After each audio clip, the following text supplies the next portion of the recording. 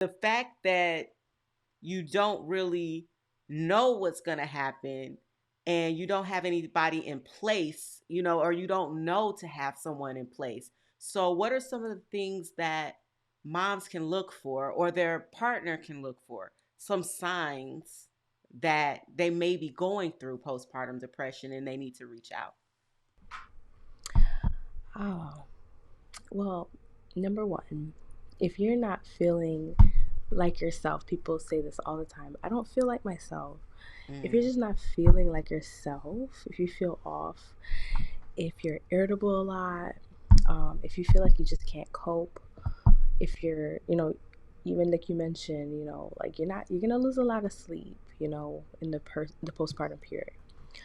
But if it's really impacting your daily function, mm, and if you're really irritable, like if you're finding that you're having rage, kind of, if you're crying a lot, or if you're feeling like you're not bonding with baby, if you're just not feeling it, I feel like if you're just mentally not there, you should definitely seek support and seek help.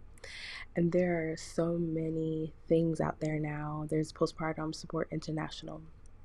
Literally, you can go and find postpartum coordinators who volunteer to support moms and families all over the country. mm. Yeah, they volunteer. You reach out, you tell them what's going on. Some of them visit you in the home and things of that nature. And so there are resources out there. So even if you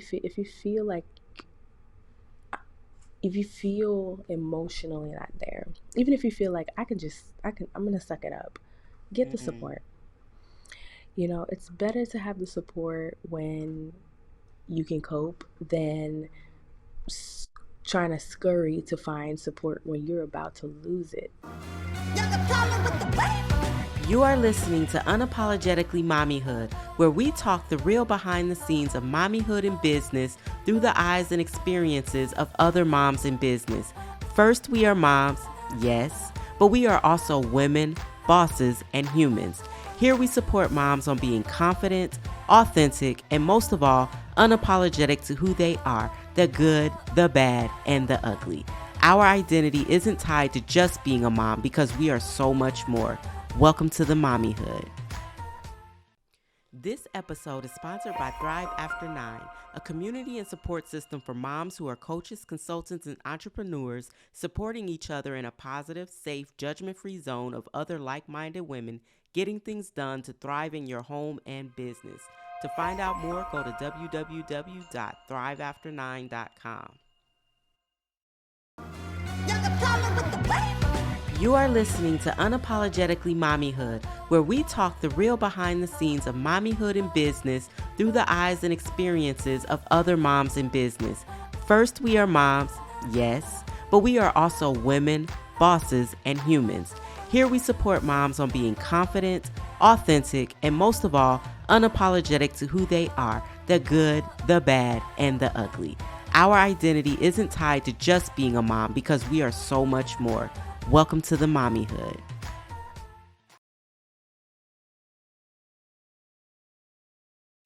This episode is sponsored by Thrive After 9, a community and support system for moms who are coaches, consultants, and entrepreneurs supporting each other in a positive, safe, judgment-free zone of other like-minded women getting things done to thrive in your home and business. To find out more, go to www.thriveafter9.com. Hello, hello, hello, and welcome to Unapologetically Mommyhood, where we talk mommyhood and business unapologetically while embracing who you are as not just a mom, but as a human. Because mommyhood is real. It's not all the giggles and cuddles you see all over the internet. Sometimes that ish hits the fan, and sometimes we mean literally. And we have our breakdown, ugly cries too. So, again, welcome to the mommyhood. Now, today we are still talking self love, but we're talking mental health for moms, and more specifically during pregnancy and during and after birth. So, we want to stress and emphasize knowing that it's okay to seek and get help during these times when you're going through significant life changes physically, emotionally, socially, and mentally. It's not weak, it's the strongest thing that you can do. And today, I have brought in Perinatal Wellness Guide, also known as the doula therapist of Golden Aura Wellness. And she helps moms and families through pregnancy, birth, and postpartum. So please welcome Niketa Pechan. Knew I was gonna do Niketa Pechan. Hello, welcome, welcome, welcome. Hey, thanks for having me. Oh man, I'm so excited to be here. And I just love what you do. I love how Thank you encourage you. moms. I'm excited, and I'm excited to talk about this topic because I feel like people think it's so taboo, and people don't know much about it. And the ones that do find it weak to need to go get help. And it's because it's been passed down generationally that when you ask for help and you seek help, you're wrong, especially in the black families. Like you don't see a therapist. Like you go to church, you talk to the elders. You know what I mean? So I really Okay, and because I feel like moms feel like they have to be strong, like that's you're the mom, you're the protector, you're the caregiver, you have to take care of everyone, right? And because moms feel that way, I feel like they have it even worse to go and ask for help than someone who doesn't feel like they have to take care of everyone. You know what I mean? So let's get right into it. So first, because of what you do and because you help moms in all stages from pregnancy, birth, and postpartum. I think that's amazing because most people don't know that you need help in all those stages. They're all different, Right. and you've experienced some of the same emotions, but a lot of different emotions throughout that process. So, you have the reason why you got started and your story of your personal story of why. So, can you take us a little bit there of why you decided to help moms in this particular area? Yeah, awesome. So I've been a social worker for about over 10 years and I provided therapy. So I really started out doing recovery work for Mm, substance abuse. And I thought that was my passion. But, in 2018, I had my daughter and I'm from South Florida. My family's Jamaican.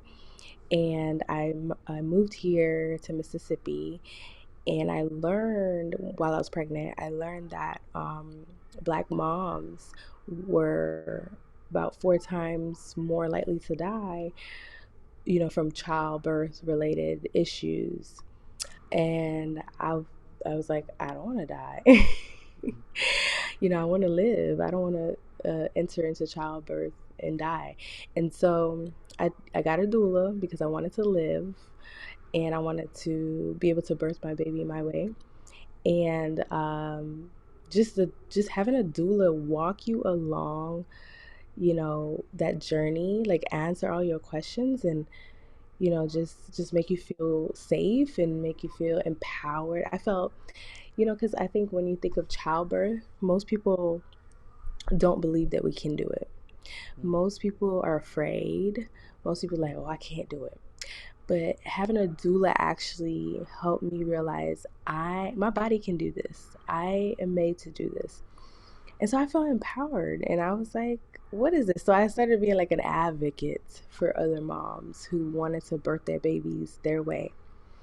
And I would just talk and talk and talk all about, birth. And people started to kind of connect me to birth and inbox me and ask me questions about breastfeeding and labor and all these things. And eventually, as a therapist, I'm like, why don't I help moms in therapy? And so I kind of zeroed in into the specialty of maternal mental health or perinatal mental health. And I started focusing on mothers who are dealing with mm, postpartum depression, anxiety, and things of that nature. And so I realized because I was on my journey to becoming a yoga teacher. And so going through yoga and even my own experiences pregnancy, I realized that When you become a mother and you go through pregnancy and the postpartum period, there is a bodily disconnect oftentimes. That's what happens. You kind of disconnect from your body. We have body image issues. We might feel insecure about how we look, and we're kind of disconnected. And what I learned through my yoga journey was the importance of connection to the body, and how connection to the body actually fuels and helps with the healing process. And so I decided to merge those three components: so movement, birth work, and counseling and mental health. And so I'm just really passionate about helping moms, connect to their bodies, their babies, the community, from pregnancy and labor and the postpartum period. And so that's how I ended up kind of being where I am now. And part of it, as well, that you said is that you've been to that place already. So Mm-hmm. you're able to help them from a personal perspective because you've actually Mm-hmm. experienced it, versus when people talk about something that could happen because they haven't experienced it, but they know that Right, scientifically it happens, right? So can you talk right. a little bit about that? So, um, again, most of my work have been in recovery, like from addiction. I've never been a what they will refer themselves as recovering addicts. I've never been in recovery myself, but I was really good at it. I was really good at counseling people in recovery, but I was always faced with, well, Nikita, you've never been rock bottom. You've never had a craving. You've never had to do that. And it made me feel bad. It made me feel like, okay, some people I can't get through to because they feel like I don't know, so I'm not equipped. Mm, And I've always had that struggle throughout my career, trying to make people feel safe when they know that I don't know their struggle, really. mm, I mean, I've sat in groups, ran groups, listened to parents and families talk about the disease of addiction, and so I understand it from that perspective. And I kind of look at it like the white person who actually honors and love black people, and who have walked alongside black people and seen what they've gone through, but never really actually knowing what it feels like to be black. mm-hmm. That's kind of what I think of when I think of me in recovery work. But it was fulfilling because I understood the pain. I just I didn't understand the pain the way they did. And of course, you can do the work and never be an addict. You can do great work. But when I became a mom and I dealt with my own depression, it's something different. It's something different to know how Mm-hmm. it feels because you live that. When your clients are sharing, I sit in my bathroom and I cry. You go back to a moment where you did that. Versus my clients in addiction, where they say, I did this and I did that. I went to my AA meeting. You understand it, but you can't go to a place where you were there. And that's what it is for me in my work in perinatal wellness. Like I've I consider myself a postpartum depression survivor. I dealt with a lot of depression, especially because I'm here um, by myself, essentially. My whole life I've been an immigrant. I've lived the immigrant life. It was just me and my mom. She's a Jamaican immigrant. And so my whole life I have kind of been longing to go back to my homeland. And so to experience that while transitioning to motherhood, that's something that's really challenging. And so I can relate to moms who say they're alone. I think moms who book me and seek services through me are those who recognize, okay, I feel comfortable that this person has actually walked that walk. It's different. Yeah, I get it, and everything you were saying about women being scared and not knowing if their body Mm, could handle it, and then having the doula, and then the doula telling you like this is what your body is supposed to do, and your body knows what to do. You don't have to force it. And they take you on a completely different journey of what you thought it would be because you're frightened. You hear that it's pain. You feel like you're Mm-hmm. supposed to be screaming and yelling and crying. Right. And part of that, with the doula saying, okay, no, you just don't fight your body and you relax and you move into it. And most women don't have that. They don't have it. And part of the advocacy that I think with the doulas, because they don't interfere with the medical team, but they empower you to speak up. And I think one of the things, from personal experience in going through birth and my first birth at the beginning of the pandemic, I had a doula. It was all set up. I went to the birthing classes. I went to um, I forget what it's called, but I went to the classes, right? But because of the pandemic, we didn't get to finish the classes. Um, Mm-hmm. the hypnobirthing, we didn't get to finish the Yeah. classes. Then the doulas weren't allowed in the hospital. Yep. Oh And man. then inside of the hospital, everything was frantic, right? And you were alone, Mm-hmm. right? Mm-hmm. And you were alone because you were only allowed one person to come. So if that person came in, they were your one person, whether they could make it back or be there for the birth or not, right? So it was like a completely different thing. And then that advocacy kind of went away because you didn't have that person empowering you, right? Right. So I feel like if more people knew what their rights were, also know what their options are when they go into the hospital. I feel like a lot of people, especially us, don't know that you have Mm-hmm. options because I hear a lot of people saying, "Oh, they had students in, they had residents in, like it's the worst time of my life." And then I found out I was a little lucky because my actual birthing team, which were my OBGYN and her practice, actually practiced inside of the hospital too.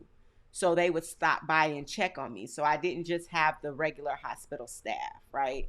They would stop Right. by and check on me and they would let me know things. Oh, you don't have to have the residents in. Just tell them don't have the residents. Like they would let me know these things that I didn't know. I thought that they could just be in the room, because it's a teaching hospital, right? Right. So, Right. but when you find out those things that you don't know and have somebody that you can lean on, it makes a world of difference. And one of the things I want to touch on and ask you about is, do you think that if people knew from the beginning what was available, that the process would, I won't say smooth out, but the process would be a better experience for more more mothers, during pregnancy, birth, and postpartum because they have the information?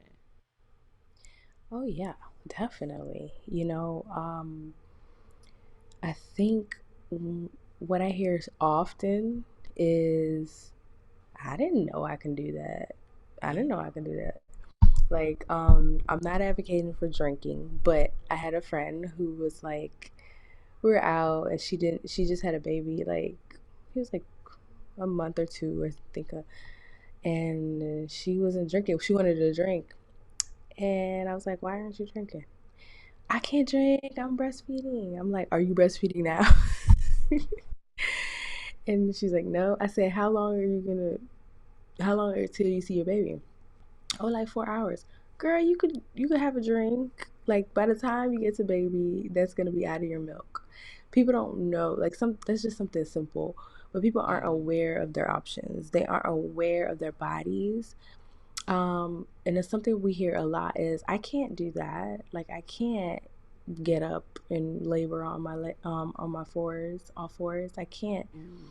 And we have been socialized to believe the white coat syndrome, that whatever a provider says go, we don't realize that we can say no.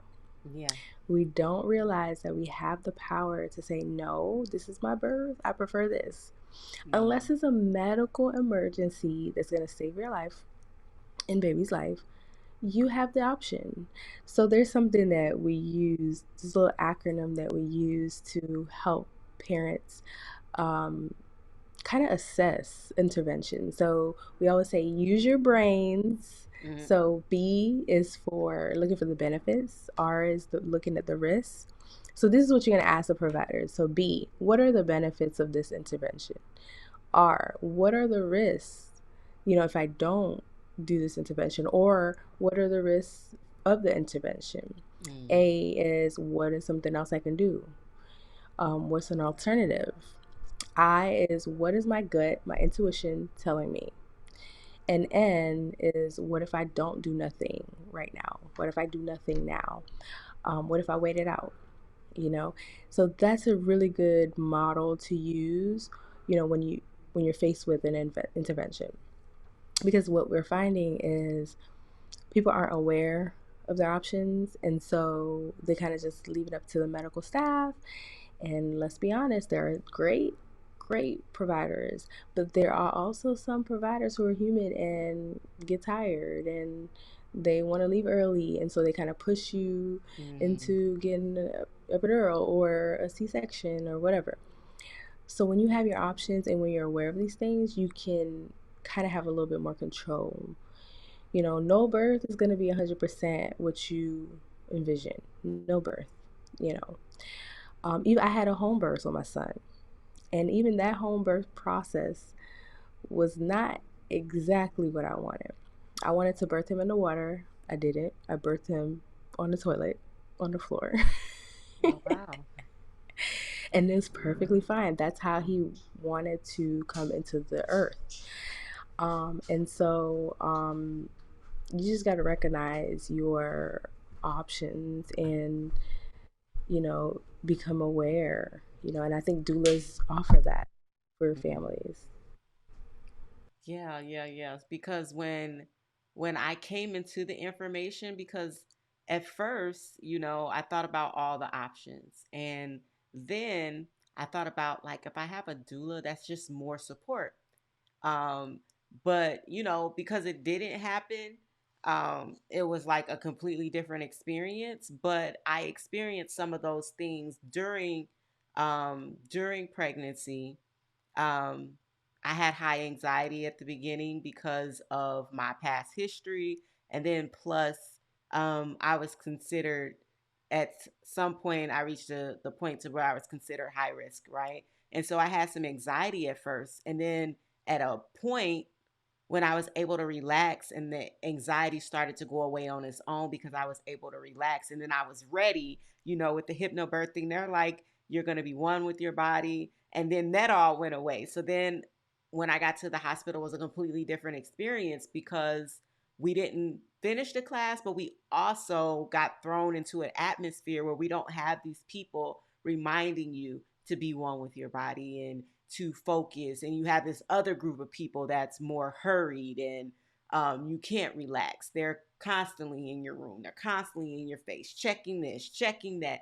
And it's like, can you please just kind of leave me alone so I can relax. So when we're talking about going through the birth and then moving into postpartum and that disconnect that happens, and sometimes where the depression comes in, where do you see the flow, like the disconnect to what may become the postpartum depression? That's a great question. I think when we look at postpartum depression, we have to consider a lot of things. We have to consider um, the person's history. Was this person depressed before? Do they have family history of depression? Do they have trauma? What are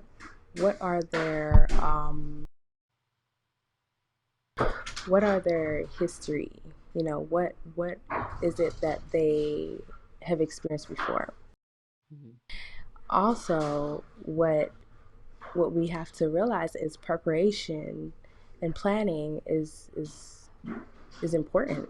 Mm-hmm. I think what happens in pregnancy, We focus so much on the baby, which we should, but we focus so much on the baby. Like for instance, like we do the baby shower, right?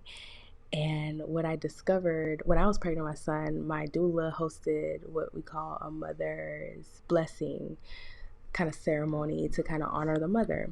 That's something that in the American culture we don't do.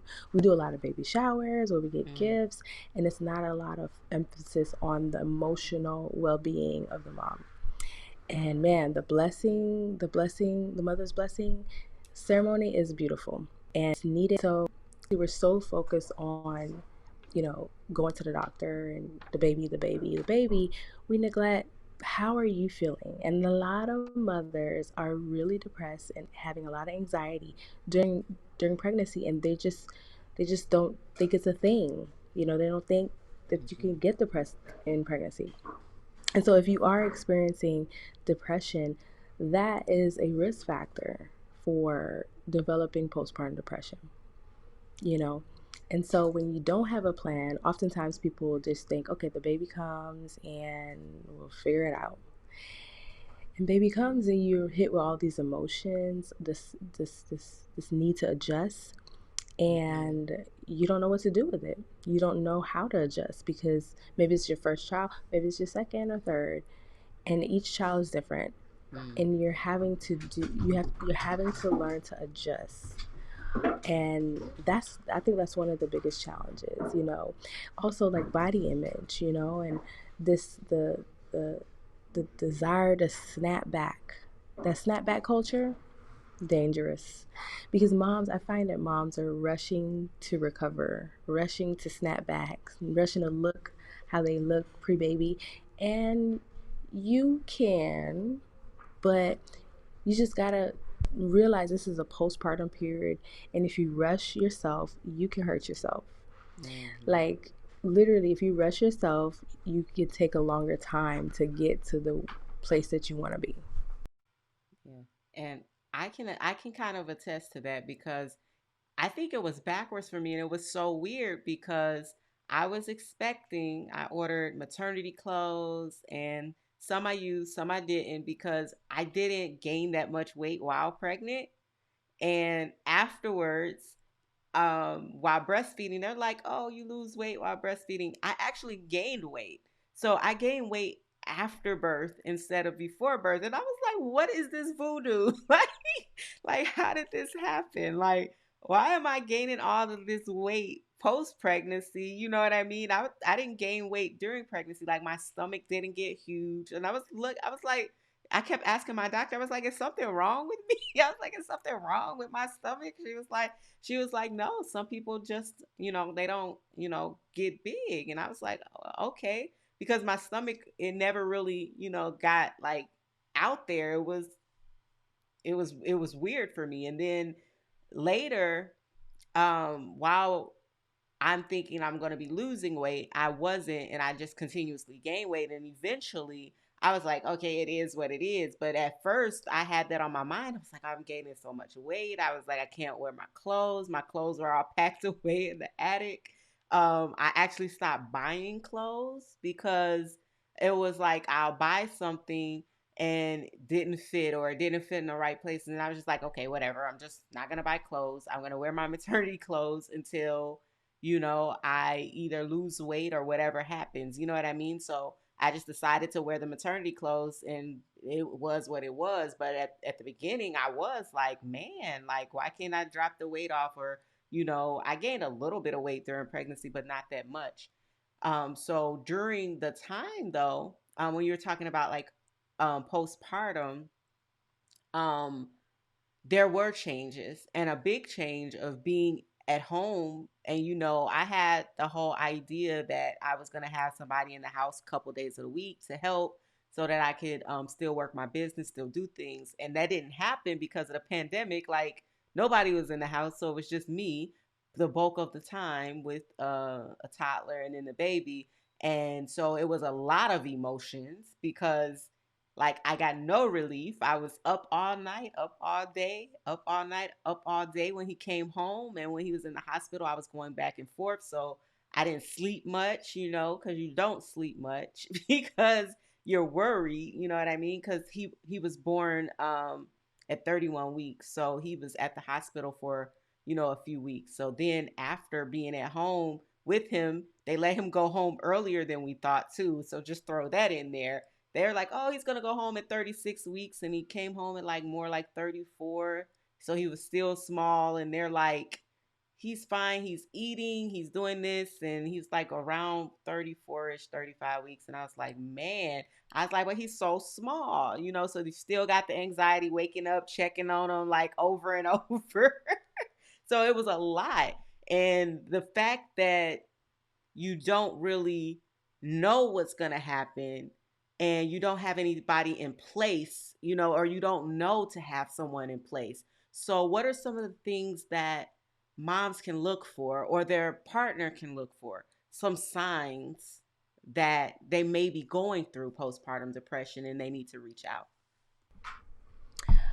Oh, well, number one, if you're not feeling like yourself, people say this all the time, I don't feel like myself.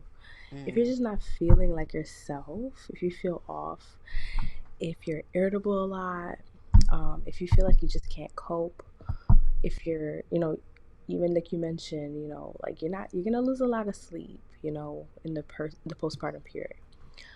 But if it's really impacting your daily function, mm, and if you're really irritable, like if you're finding that you're having rage, kind of, if you're crying a lot, or if you're feeling like you're not bonding with baby, if you're just not feeling it, I feel like if you're just mentally not there, you should definitely seek support and seek help.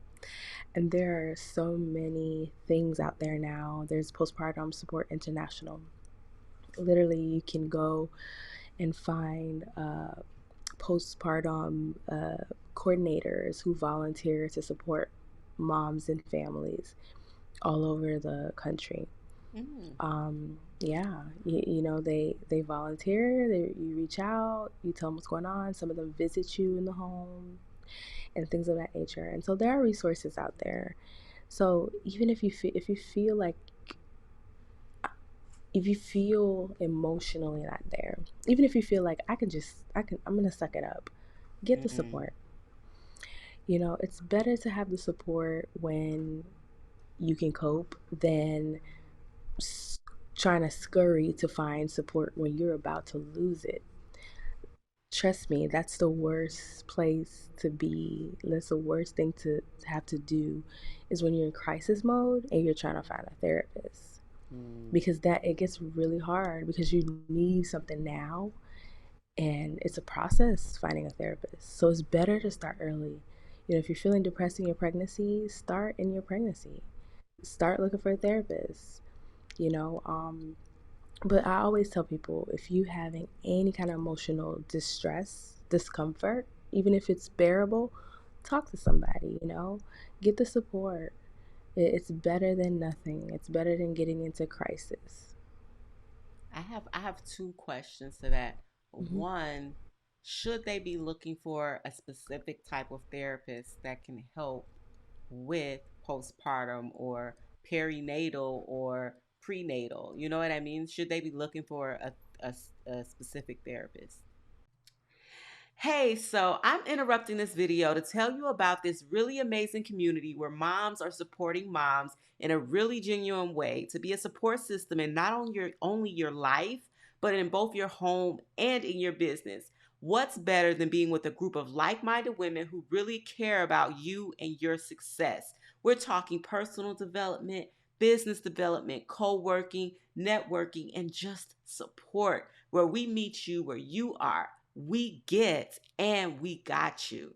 Check out the Thrive After 9 tribe at www.thriveafter9.com. Now, back to the episode. Well, I like to look at it like this. If a therapist is a perinatal mental health therapist, they're a specialized therapist. Mm-hmm. If you are having heart issues, you would go to a cardiologist. If you are having I'm drawing blanks on all these different doctors, but if you're having issues with your iron, you'll go to a hematologist, like your blood.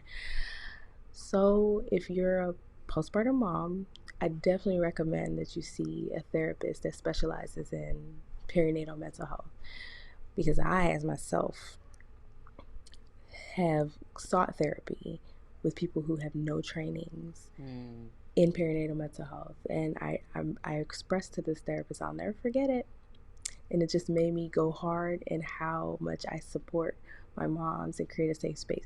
I'll never forget it. I was telling her, now mind you, my parents in a pandemic, right, and I'm stressed out, and my baby, he was about like 4 months or so, and I had a toddler just like you, Mm. and I felt like I was going crazy. And I expressed to her, I said, listen, I'm really gonna lose it. I can't deal. And she goes, well, you're not gonna, you're not gonna, you're not abusing your child, right? And I was like, whoa. You're fine. um,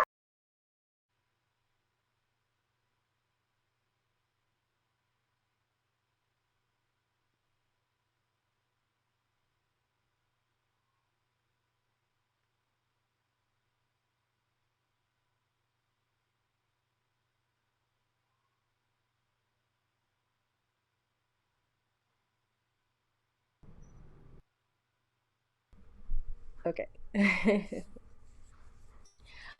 um, so I felt judged, and I felt um like it wasn't safe for me to, share how I felt. Mm. And so perinatal mental health therapists are trained to recognize that some of these um, feelings, like you feel overwhelmed, you feel like you're going crazy, and having what we call scary thoughts, these are very common. And so we don't judge you for those thoughts, we understand them. And so, whenever I think a lot of therapists who aren't trained this way, they get nervous. They just automatically say, oh, this person's going to abuse your kid. But really, thoughts are not action, thoughts are not fact. And perinatal therapists are trained to help you with these thoughts. Yes. So, what are some of those thoughts? What are some of those thoughts that are common that people may be apprehensive about speaking on because they may not feel like it's safe to say? They may feel judged, and that people jump to conclusions. That is such a great question. And people need to have awareness on this. So, some of the thoughts that moms and family would probably have is like, what if I drop my baby? Or what would happen if I drop my baby? What if I just shake my baby? Or um, what if I just leave my baby in a train station? Stuff like that that people would judge you for. Like how could you think about that? Why would you think about leaving your baby at a station? It's not that you want to leave your baby at the station, or maybe you do because of how stressful it is. It may not be that you actually want to leave this child at the station. It may that maybe these thoughts are indication that you need support. Mm. Um, and so recognize, I think it's a big relief when moms realize, oh my gosh, I'm not a horrible person for having this thought. You Mm. know, thought like how many times do we have really crazy dreams that really has nothing to do with how we truly feel? Mm. Thoughts pass by like clouds, and it's a lot of times they're indication that you need extra support, and you need something. And so we help moms realize that your thoughts are not a product of who you are. It's telling you that you need something, you need nurturing, which moms typically don't get because we're so focused on the baby, and mom's mental health and her wellness is on the back burner. And that's never good. Yeah, no, it isn't. And, I think that when you are stressed and you're full of frustration, you just have thoughts Because I definitely had thoughts of like, what if I just left? You know what I mean? Like just being in the house, and I'm not afraid to say that. You know what I mean? Just being in the house, and it was consistent. It was baby crying, noise, no help, just no support, because at the time we couldn't have anyone in the house. You know what I mean? Because the doctors suggested against it. They were like, keep everyone away for now, and then we'll discuss it, a little later, which I was thankful for because that stuff was spreading like wildfire, you know what I mean? So not having that relief that you thought you would have, and then not having that relief to say, okay, when they take a nap, I'm going to rest, because at most of the times you should, right? But most of the time you're like, well, I can just get this one thing done that I couldn't get done while they were woke. And then it's just really stressful. So I had the thoughts like, man, like, what if I just leave? Like, like, you know what I mean? Like, I had that thought a couple of times. And then, what you were saying about sucking it up. I feel like as mom and as women, especially Black women, like we have that thing where we're like, we have to be strong. We have to be the ones taking care of everything. And then we do suck it up. So, what are some things that you can say to moms? Like, I know you said you provide a safe space for moms. So, something that can encourage them to not suck it up, and to say, okay, it's okay, like to be like to get help, because I feel like you're strong when you ask for help, because it's noted as weak. And when you actually do it, you're going against the grain. So, what are some things that you can offer to moms to say, hey, don't suck it up, actually get some help? I think for us to move from the strong Black woman syndrome, we have to hear this message over and over again.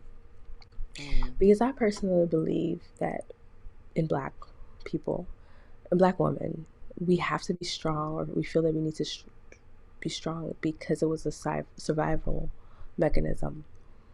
Like mm, I think of like slavery, when, maybe the husband was torn from mom and baby, and, mom had to step up and had to be strong. And mom wasn't allowed to break down. The Black mama slave, wasn't allowed to break down because she had to be there to survive so that the next generation can be here. And I think that is embedded in our DNA.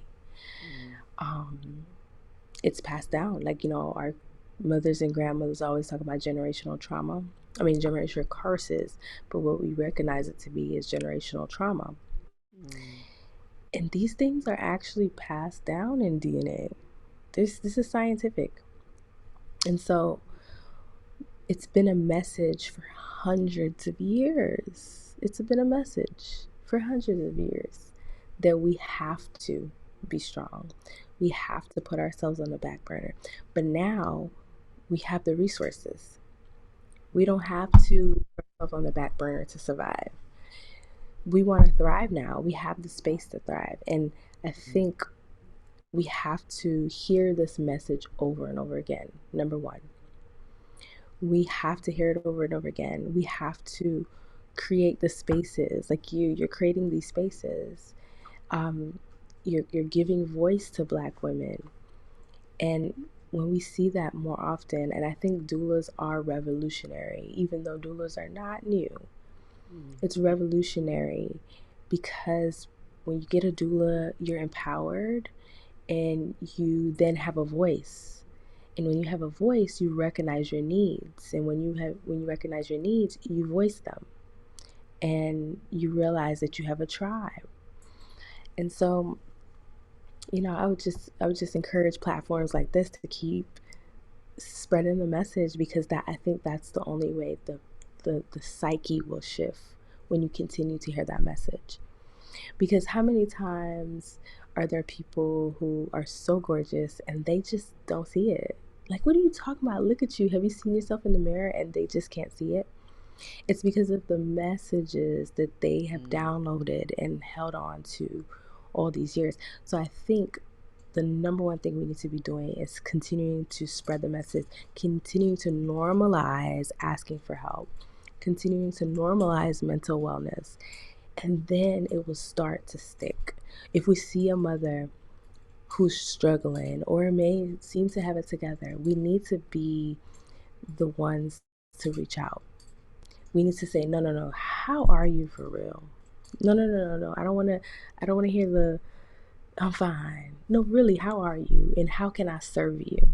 I think if we start doing that, we'll see a difference. We'll see more people ask for help. We will get back to a place where it's normal to lean on each other, because we were in a place like that before. But we're in such an individualized society and not a collective society that we just hold on and try to suffer alone. I know I'm guilty of that. So we just need to reach out to each other, and we need to keep this message and continue to normalize mental health. Yes, yes, yes. Whew. These are some of the things that I think of a lot. Like, what if I would have known this before, Mm. that you should, get, like, even if you don't feel like anything is wrong, to, like, go ahead, get a therapist, during pregnancy, Mm. and after pregnancy, because you just never know. You know what I mean? And even if you feel like nothing's wrong, it's still good to have that extra support and that extra care. And one of the things that um, I did hear you say, you talked a little bit about, and I kind of want to get these couple of things in because I think it's really important, for um, soon to be moms, soon to be moms, and those thinking about being moms, to know about the birth plan. Like, why is that birth plan important? What are some of the things that um, are included in a birth plan that help you along the way? Like, why is that important? Like, you may have a birth plan and not a well thought out one, or you may not have one at all and you're just like, I'm just gonna wing this, which I do not suggest that you do that. Don't do that at all. But what are some of the things that are important about the birth plan? So the birth plan puts you in a space of preparation. The birth plan does not prevent things from happening. I always encourage clients to put in their birth plan a plan for a C-section. Although that's not what typically when people are doing birth plans, they're not trying to get a C-section. Yeah. Um, but plan for a C-section, because in reality, special circumstances arise where emergencies happen. And if an emergency happened, you want to already have some kind of idea of how you'd want it to happen. Like, a lot of people don't realize that there are things called, what is it called? Family centered cesareans. I see doctors, there's some doctor, I forgot where they are. There's some doctors who allow the mom to take the baby out. When they cut in the baby, they bring the baby and they get to deliver their own baby. Isn't that empowering as a C-section? So there's so many things that you can do to make the situation a little bit more connected. Mm-hmm. So the birth plan puts you in a place of preparation. It's not a prevention guarantee, but it it it, it really is important, because research shows that your birth outcome is very much linked to your relationship with your provider. You want to be ahead. You don't want to just go to your doctor's appointments and then show up for delivery. You're not gonna just show up to a marathon. You're not. You're gonna prepare. You're gonna have a game plan. We just watched the Super Bowl. I'm sure they didn't show up to the Super Bowl without a plan, right? It would have been a Boy, mess. no.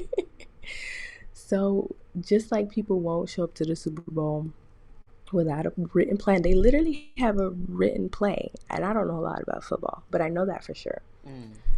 Same thing with birth. A birth is a monumental experience. It is a it is an experience that will change your life. And so you want to be able to think about everything that can happen, everything that goes on in a birth, and talk about your preferences. Your birth plan is really about your preferences. So some of the things that you will probably cover in a birth plan is, okay, laboring positions. What are your preferences for how you're going to labor? Like research will show that labor on your back may not be as beneficial as laboring on all fours or standing up. So you might, research that and say, you know what? I want to labor on all fours. I want to be able to walk around. And some providers will try to keep you on that bed. But if you have a discussion earlier and say, this is what I want in my laboring room, it will give you a chance to be able to do that. Another thing that would be on your birth plan is all the interventions that medical providers can, implement. So, do you want forceps, or do you want to avoid forceps and vacuums? Do you want to avoid episiotomy? Some moms will put, or some families will put, I would prefer to tear than have an episiotomy. And so it just really highlights all the interventions that can go on in the laboring room, your laboring experience. Do you want the lights dim? Do you want minimal people? Like you were saying earlier, that people are coming in and out. You could put that on your birth plan. Hey, I don't want people coming in and out. I want you to knock lightly and my doula will come to the door. You can put that in your birth plan. You can say, I don't want residents. You can say, I want the lights dim. I want to be able to play music. I want to eat. So there are so many different things that you can put in your birth plan. There's so many samples out there and examples. Also, in your birth plan, you will put newborn care. Do you want to delay the cutting of the cord, which shows benefits for baby? Do you want to wait 30 minutes to an hour before assessing the baby, or do you want them to do all the assessments right there on your chest? Do you want skin to skin? Do you want just breastfeeding? You don't want to be offered formula or pacifier? So many things can go on your birth plan, and you have 9 months to talk this over with your provider. So, like going back to the question earlier, awareness. If parents are aware early on, you can actually work on your birth plan very early on in your pregnancy and actually have these conversations over all the appointments that you're gonna have with your provider. You have a lot of appointments in pregnancy. So if you spend that time going over your birth plan with your provider, you will discover if they really are supportive or if they're resistant. And then you have the option to choose another provider that's supportive of your birth plan. So that's the importance of it. It helps you prepare, it gives you time to review this, and also it helps you determine whether or not your provider is supportive or not. Yeah, I was gonna say that being okay with switching providers, because making sure early that your provider is very supportive of Oh, yeah. your what you're thinking about and your style, because I heard a lot from a lot of moms and a lot of women who birthed at the same time I did, that when they were trying to find somewhere to birth and when they were talking to the doctors, there was a disconnect because the doctors thought, oh, I'm the doctor, so this is what it is, where I didn't have that same experience because I had a relationship with the doctor, and she listened and she was interested in how I felt. And that made a world of difference, because I've had doctors who didn't listen, right? And were not interested in what you thought, or thought that you knew your body, right? Because if you know your body and you're saying, well, this is what I'm feeling and this is what feels like is happening, and they're like, no, that can't happen, and you're like finding out later that that was what was happening because you know your body and the doctor just wasn't open-minded enough to consider it, so making sure to have a doctor that you are comfortable with, who is in alignment with you, is so important during pregnancy, because it's a time where you don't want people who don't agree with you, because that's going to just cause stress. So I'm so happy that you said that. And the birth plan sounds empowering. You said that it prepares you, but it also sounds empowering because you're writing down, this is what I want to happen. Aside from a medical emergency, you know what I mean? This is what I want to happen, and this is what's going to happen if there's no other reason why it shouldn't, versus them trying to tell you what's happening when you're the one paying them. Like I don't think people think of doctors that way, because doctors are the experts. When you go to an expert, you're not thinking, I'm paying them, like I'm the one spending money, so it's a service, versus, oh, they're in charge. They are not in charge, you are in charge. And I think it clicked for me when I realized that I'm saying something to a doctor and they are dismissing it, right? That's when I began to realize, like, look, you can't dismiss what I'm saying because you're not paying me, right? You're not here paying me. If you were paying me to give me this information, then you can tell me whatever you want, but I'm paying you, so you need to hear what I have to say. And there are some good doctors out there that will listen. Then there are those that they're the expert, right? Yeah. They're the expert. Hmm. So, They call it in white the air coat quotes, they're the experts. So they feel syndrome. like they don't need to listen to you. So, that is so super important. So I'm glad you brought that up, because I think about that a lot. And so it changed the way I searched for doctors. It changed the way I Yeah. got referrals for doctors, because I had an experience and I said, nope, never again. And from then on, I made that change to say, these are the type of doctors I'm looking for. If the doctor doesn't fit, I'm going somewhere else, because I got to pay these people money. So they're not going to not hear me, not treat me how I feel I should be treated as a person who's educated and can think, right? So that's really big. Something else that you offer, uh, you do the pregnancy, birth, and postpartum as a doula. You also do the perinatal therapy, and you also do the prenatal yoga and perinatal yoga. I mean, so my question is, what are some of the benefits of adding all of those things into your birth plan as well as your afterbirth plan? Because after you give birth, you should also have a plan because Right. if you don't, it can go awry. It really can. And I know that from having an afterbirth plan that didn't go Yeah. as planned, because he came early, plus the Hmm. pandemic happened. So I really Yeah. had an afterbirth plan that didn't go right. So, what are some of those benefits of having all three of those things? So yeah, one of the reasons that birth planning, well, postpartum plans is important is because you never know, a baby might come early. So what's your postpartum plan for if a baby comes early? And I think people don't want to face it because they don't want to believe that that could happen to them. I wasn't But what, prepared. So, yeah. And so it would be lovely if people would have plans, if baby comes early and you have to be in the NICU, what is your plan? Who is gonna, stay in the hospital at what time? How are you gonna, because that's something that parents are thrown into, yeah. like, unexpectedly. And so, again, the benefits is preparation. Uh, the benefits is healing. Yeah. What kind of foods you're gonna eat. You want to eat warm foods that is healing and recovering for, help you recover. Um, how do you want to handle visitors?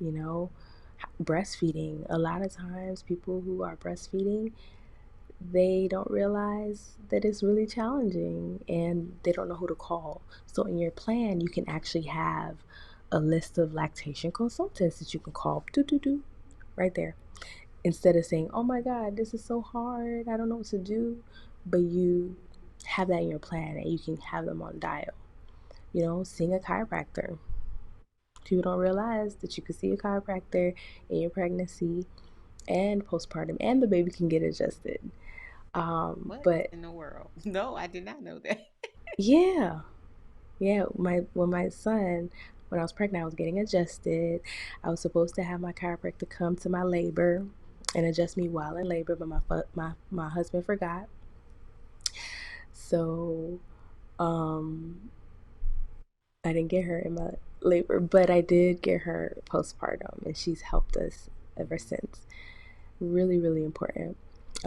Also, in a postpartum plan, you might want to include a pelvic floor specialist because sometimes people really have issues with their pelvic floor, and you want to be able to have someone on dial so that you can go get assessed.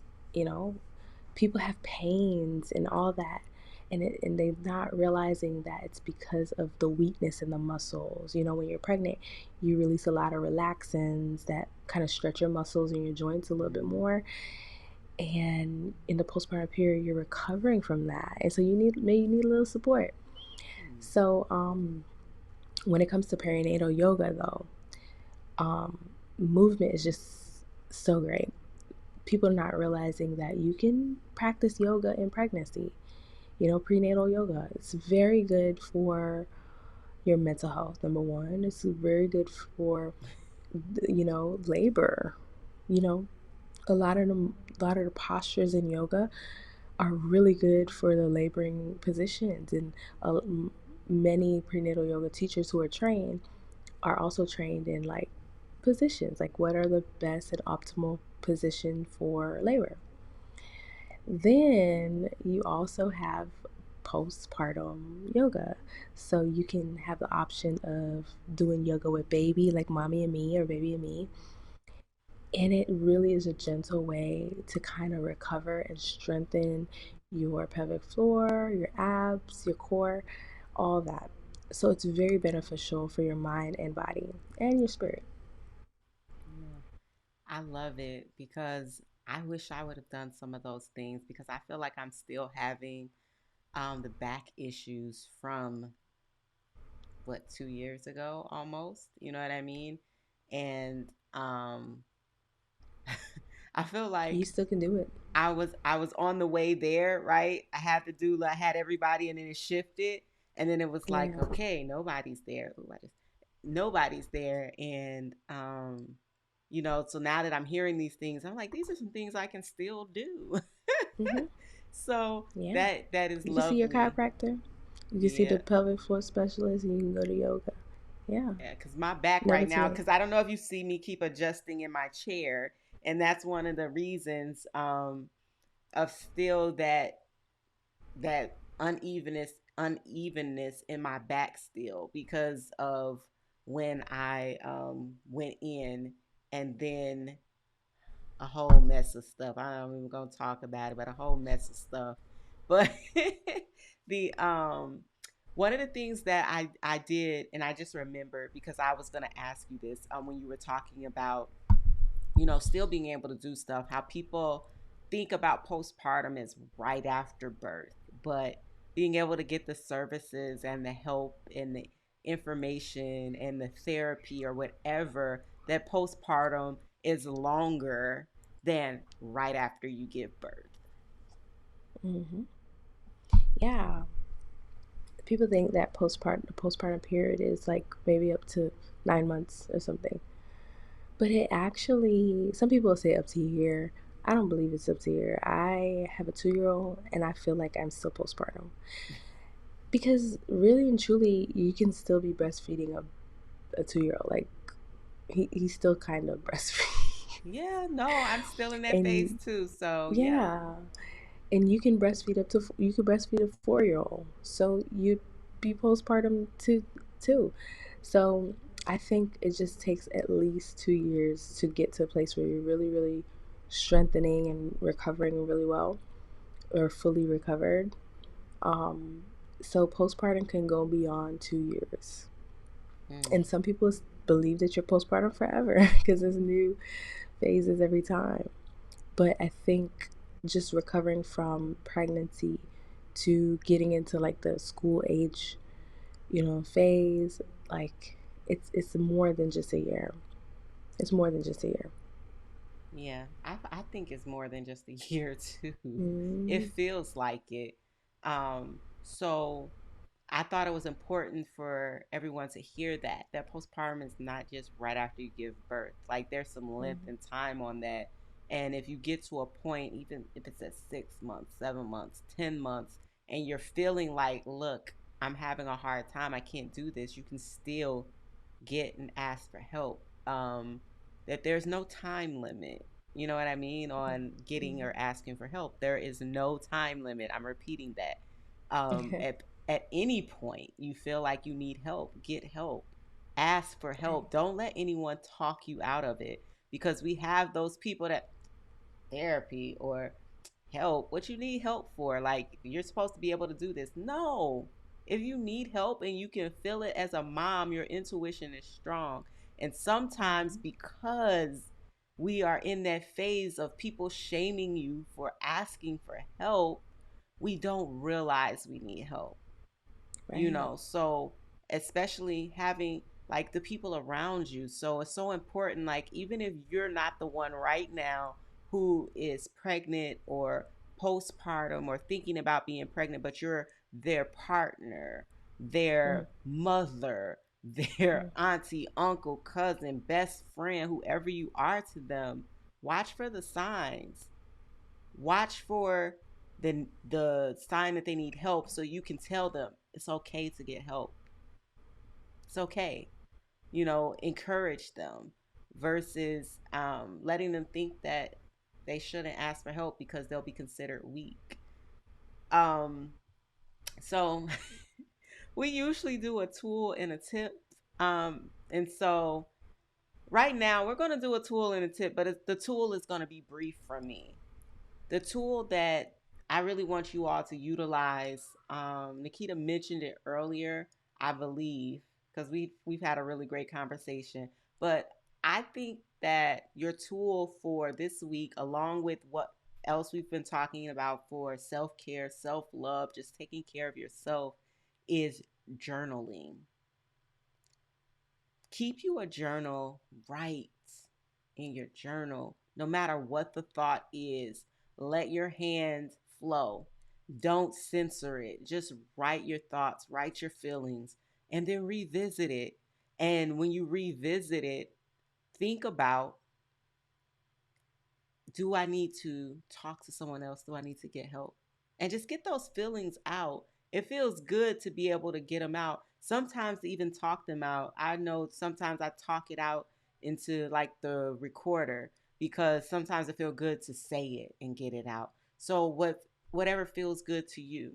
And now we have our expert for today.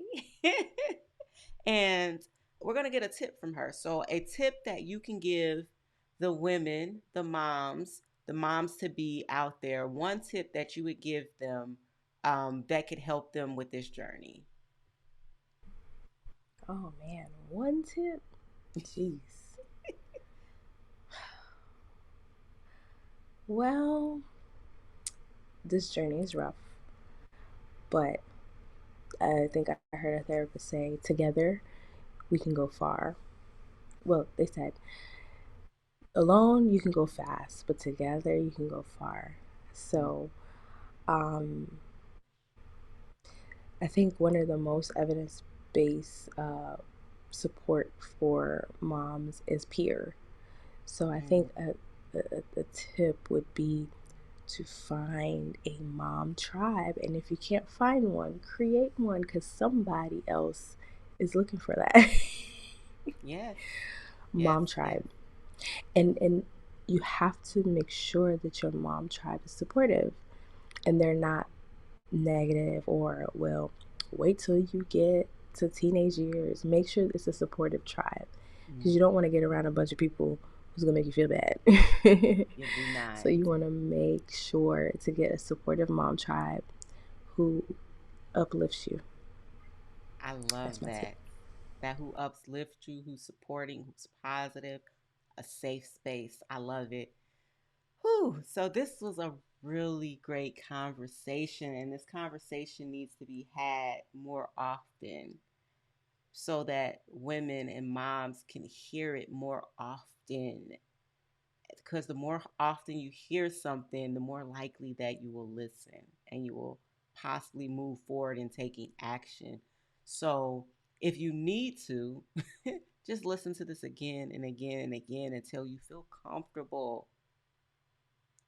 to move forward if you need help, and also be able to reach out to someone. So now I need you to tell everyone where they can find you out here. Yeah, so you can find me on my website. I do offer coaching for moms and counseling for moms who are in Mississippi and Florida. And now I'm open up in Florida as well. So if you're in Mississippi and Florida and needing counseling, you can visit www.goldenaura.wellness.ms.com. That's golden, GOLDEN, aura, AURA, wellness, ms.com. You can follow me on Instagram at the.doula.therapist. And you can also follow the practice, which is Golden Aura Wellness as well. Just find me there and connect with us. I'm always sharing content on Instagram. And I mean, I love to connect with people, and I love what I do. I'm passionate about it. And I look forward to serving moms in Mississippi and Florida and other states as I get licensed.